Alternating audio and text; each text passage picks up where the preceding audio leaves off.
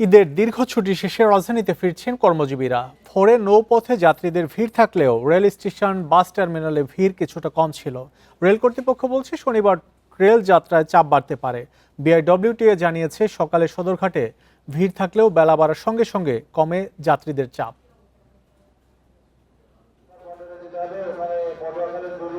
প্রিয়জনের সঙ্গে ঈদ উদযাপন শেষে বিভিন্ন জেলা থেকে রাজধানীতে ফিরছে কর্মজীবীরা। বুধবার সকাল থেকেই সদরঘাটে ছিল ঢাকায় ফেরা নগরবাসীর ভিড়। ভোরে যাত্রীদের চাপ থাকলেও বেলা বাড়ার সঙ্গে সঙ্গে কমতে থাকে চাপ।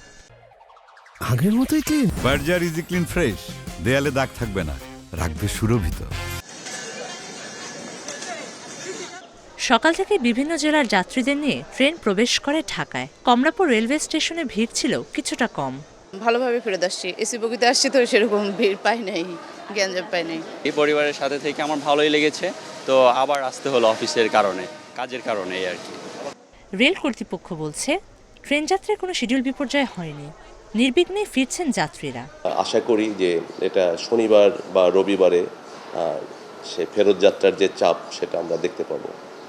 আর এখন পর্যন্ত ঢাকা থেকে 17টি ট্রেন বিভিন্ন গন্তব্যে ছেড়ে গিয়েছে এবং 16টি ট্রেন বিভিন্ন গন্তব্য থেকে ঢাকায় প্রবেশ করেছে। রাজধানীর বাস টার্মিনালগুলোতেও ছিল না তেমন ভিড়। বিভিন্ন জেলা থেকে বাসে করে রাজধানীতে পৌঁছান যাত্রীরা। সড়ক মহাসড়কে যানজট না থাকায় নির্ধারিত সময় ঢাকায় পৌঁছেছে বেশিরভাগ বাস।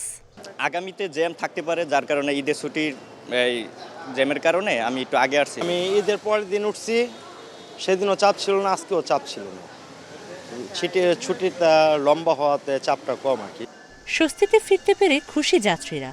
শুক্রবার থেকে যাত্রী চাপ বাড়তে পারে বলে জানিয়েছে পরিবহন সংশ্লিষ্টরা। Mahima Hossain, independent news, Dhaka.